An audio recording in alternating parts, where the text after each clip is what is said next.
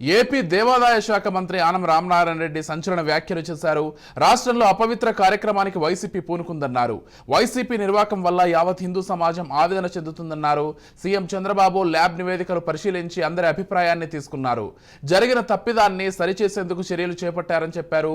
కొత్తగా నెయ్యి సరుకులు మార్చామన్నారు. బాధితులపై నివేదికలు ఆధారంగా 7 మంది సిబ్బందితో సిట్ విచారణ చేపట్టామని రామనారాయణ రెడ్డి తెలిపారు.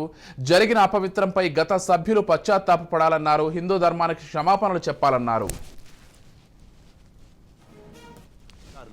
ఈ కనీస పశ్చాత్తాపం కూడా లేదు వాళ్ళలో.